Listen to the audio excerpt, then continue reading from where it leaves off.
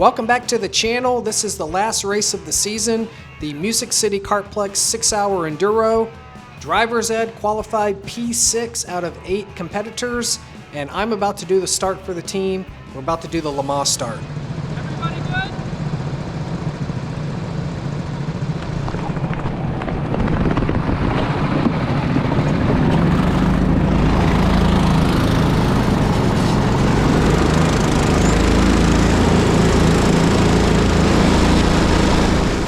Per the rules, you had to have your seatbelt buckled within the first lap, so strategy is already at play here.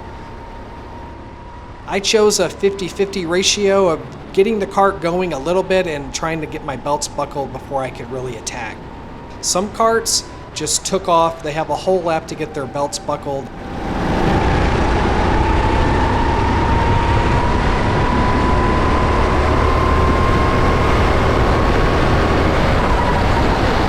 As you can see here, it's starting to bite them because once you get going in the cart, it's very hard to buckle your belts and keep the cart on track. So you can see those two carts right there, they're still struggling to get their belts fastened, and we just made up 2 positions. We're currently 4th overall. The cart ahead of us is the team owner's son. They ended up running for fun and didn't tell anybody, but more on that later. He's starting to mess with the throttle or something with the cart, and it immediately took me back to the AMP 8-hour race in March a few years ago, where teams were cheating and they were actually messing with the airbox and getting more speed, and the airbox tops started flying off. So as soon as I saw this, I started shaking my head and I was trying to alert the officials, but later found out that he had a bad cart and was just trying to keep it going.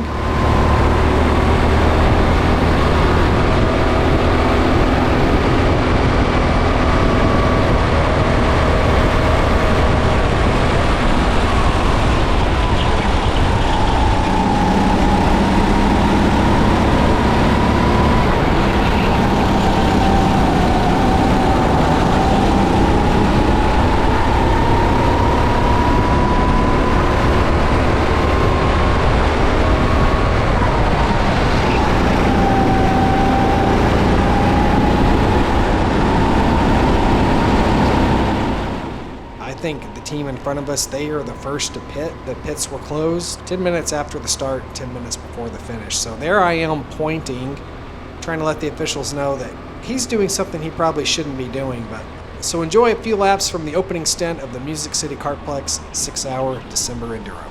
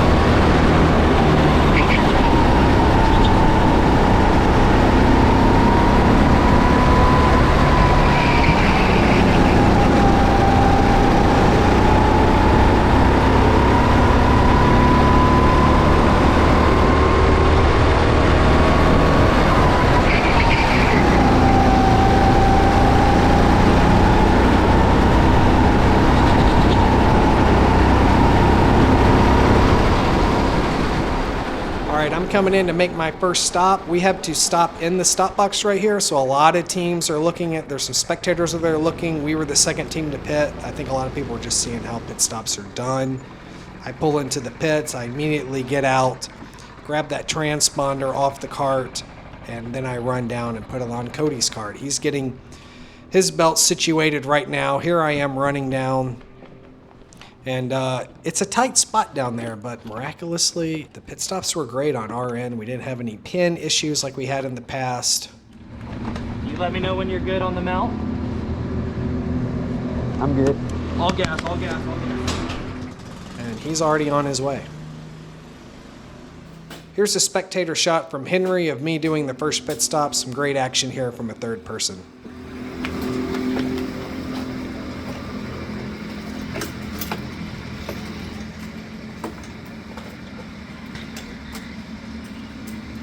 You let me know when you're good on the mount.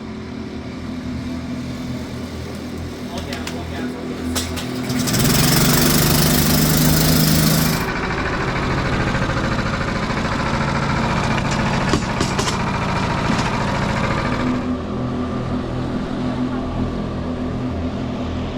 Driver's ed?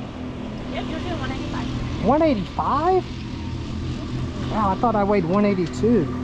Hey, what is it without one of these? Ah, okay.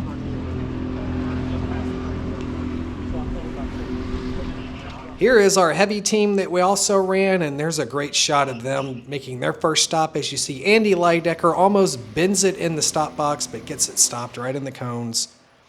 And this is great because it really shows the worst part of endurance karting is when you're in the kart for over an hour and then you have to get out and run down to the next kart. Your legs are numb. You don't really know what's going on. It's such a weird feeling. This is a great comparison of light versus heavy. They're a little slow, but they got some grid stops in as well, and they actually end up finishing pretty well. There were only 2 heavy teams, but they came home with some hardware.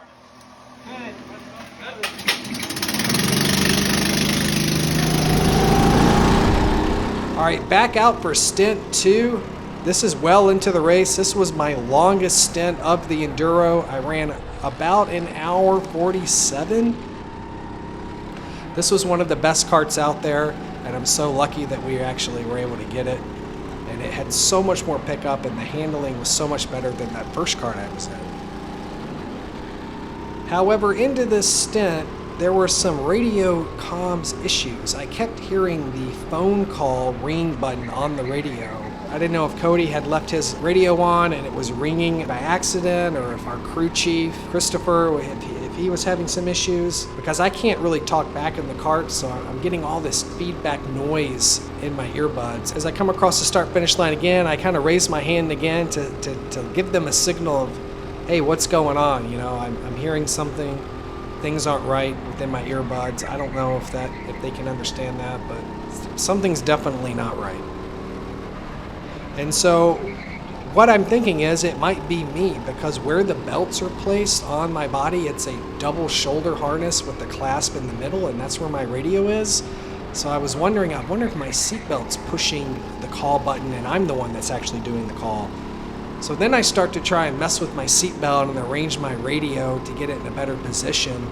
But what actually happened, I actually unclipped my seatbelt, and now my seatbelt's loose. As you can see here, I'm not strapped in. Now I'm trying to do what people were doing on the first lap, trying to buckle their seatbelts while driving the kart. I'll tell you this, it's nearly impossible.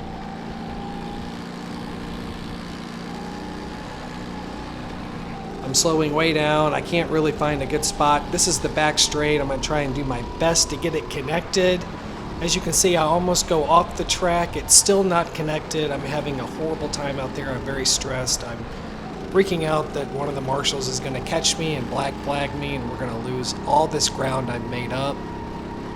So I'm holding the steering wheel with one hand and holding the belts together with the other, praying that the marshals don't see me.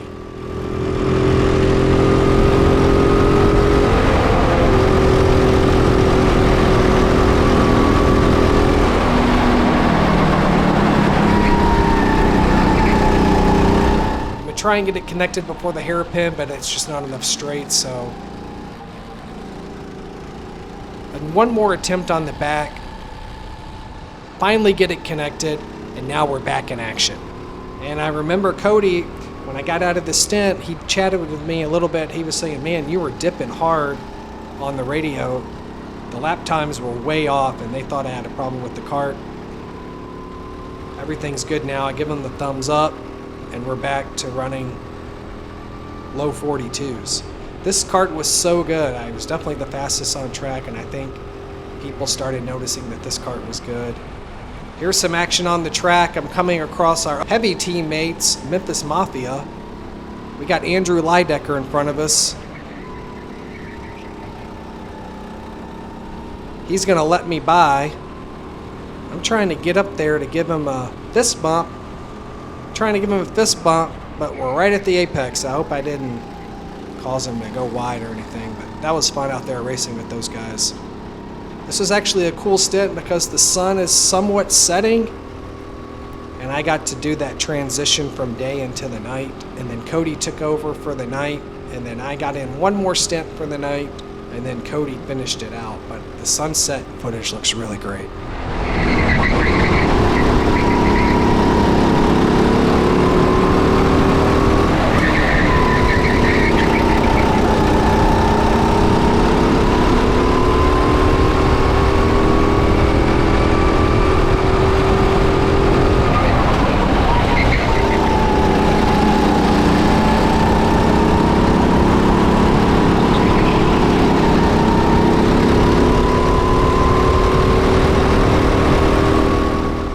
Some action on the track here. I'm trying to get around this. I don't know what team they were. They were wearing all purple. I don't know if they were the purple people eaters or what, but I dive in on the inside of this apex, make the pass, almost go off a little bit. This track it doesn't look very difficult. Oh, there he is right on the side. We're neck and neck heading down to the hairpin. This track is somewhat challenging, although when you look at it on the map, it looks pretty simple. But in fact, it's more challenging than you think.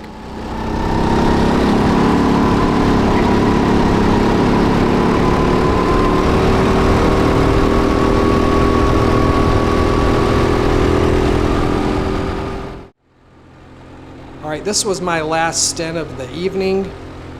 This is my third stint. I only ran about 30 minutes. It was really just a filler stint so Cody could potentially get in a good kart for the very last stint. He was going to finish it out with over an hour and 30. We were just biding time here. And this was 36 was actually, is this 36? 36, it was actually decent, although the temps were really dropping and so the lap times were falling off. But per the conditions, this kart held up pretty well for the night. I haven't really done a night race in a long time, and this is fun with all the track lit up, and it's just cool to see it at night. All right, this is my last lap for the evening. Enjoy these last few corners from the Music City Kartplex 6-hour December Enduro. As I said earlier, Cody, my teammate, he's about to take over and finish the race out because I am whooped. After driving that 1 hour 47 minute stint during the day, 30 minutes was about all I could do in this stint.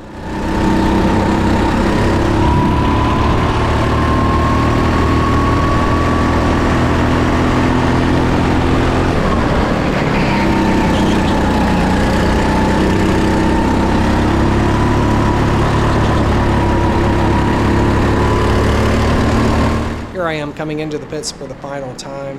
It's really dark over here, but stop in the stop box real quick, get back on the gas, pull in, and do our kart swap. Swap out for Cody so he can finish the race.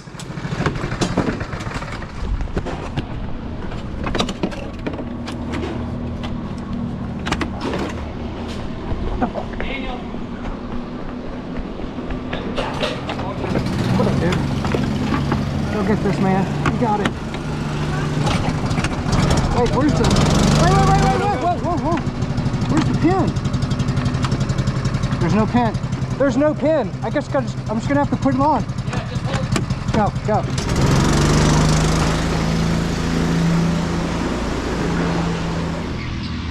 How much time is left? Is he good to go? Yeah, he's good. Is it like 1:13? Okay. He'll be fine. Did we get 14? Huh? Did we get Yeah, okay. yeah, we got number 7? Yeah, we're 3, but... I'm going to go ask how many stops. Yeah, I was about to... First and second still need to go. Yeah. Can you tell me how many stops first and second have made? I don't know who's in first or second. I can just see that there's 4 teams that have completed the 5 they need. And here is the checkered flag. Here's Cody Fitz coming across the line. Here he is in the pits getting a fist bump from another teammate. Looks like they had some good battles out there. First place with a 3-second win over Owen's Worms Racing Team. So Music City Rejects in first. In second place is going to be Driver's Ed.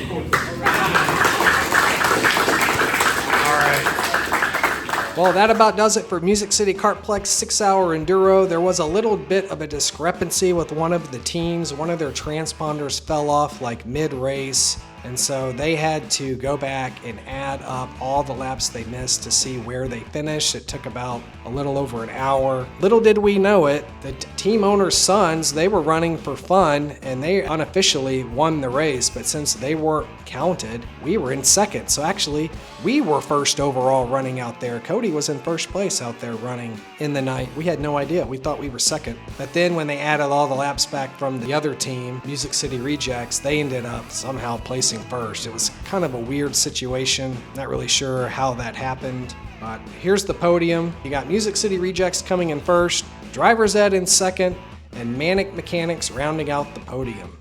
It was a really great race. They're a great facility and they're eager to learn. They actually requested feedback from all of us to see how they can make the next one even better. I think the next one is January 17th, but I haven't really heard anything on it yet. If you're interested in doing a 6-hour there and you like what you see here, get on their social channels and wait for their announcement. They may drop something soon, and come join the fun. As always, thanks for watching. I got a lot more content coming your way this year, and I'll see you on the track.